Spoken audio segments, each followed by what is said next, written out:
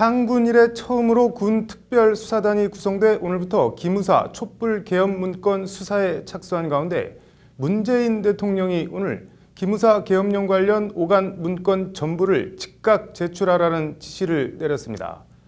특별수사단 공식 수사 개시 첫날에 관련 문건을 청와대에 모두 제출하라는 지시, 내용도 형식도 시기도 극히 이례적입니다. 로투데이 오늘 앵커 헤드라인 관련 얘기 해보겠습니다.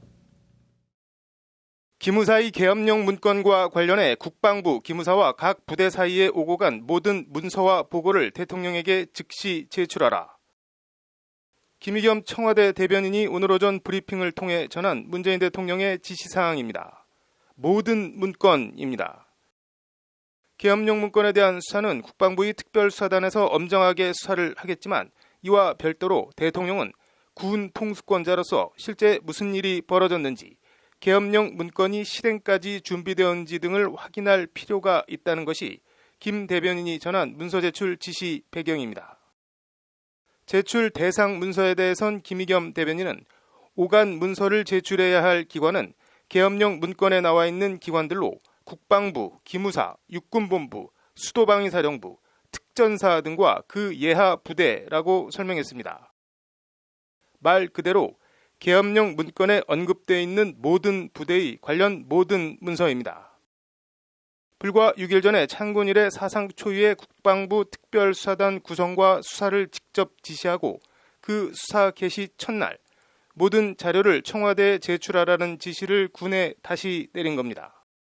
군 통상 업무로 계엄령 단순 검토라는 야당 일각의 주장과 상관없이 문재인 대통령이 이번 사안을 얼마나 엄중하게 인식하고 있는지 보여주는 반증입니다.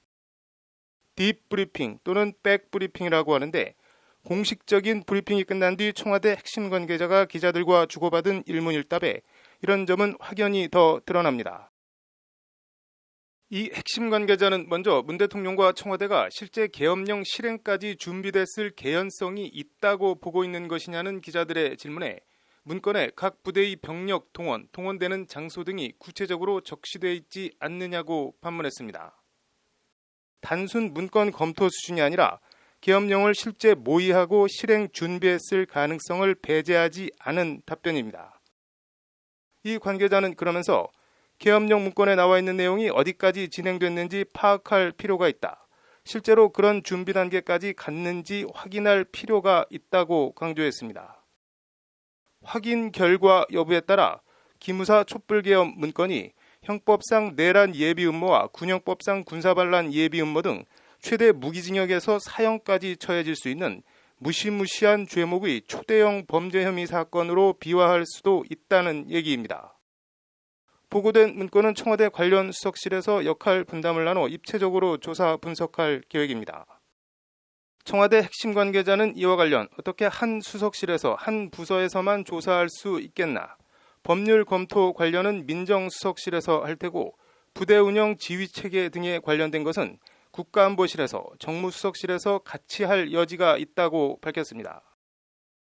오늘 문 대통령 지시로 지난 3월 현 기무사령관으로부터 관련 보고를 받고도 청와대에 관련 문건을 전달하지도 않고 군 검찰의 수사 지시 등 적절한 지시를 취하지 않는 등 뭉개기 논란에 휩싸인 송영무 국방장관은 더욱 곤혹스러운 처지가 됐습니다. 청와대는 일단 송영무 국방장관과는 전혀 별개의 문제라고 선을 그었습니다.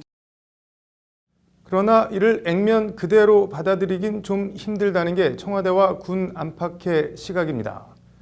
이에 따라 송영무 국방장관이 직무유기 등의 혐의로 군 특수단이나 민간 검찰의 조사 또는 수사를 받을 가능성도 배제할 수 없는 상황입니다. 개혁적이라고 평가받는 송영무 국방장관이지만 기무사의 촛불계엄 문건 관련해서는 적어도 지금까지 보여준 모습은 개혁과는 거리가 좀 멀어 보입니다. 단순 판단 착오였을까요? 수십 년 군인으로 살아온 세월의 한계일까요? 아니면 무슨 다른 이유가 더 있는 걸까요? 그것이 궁금합니다. 오늘 앵커 헤드라인은 여기까지입니다.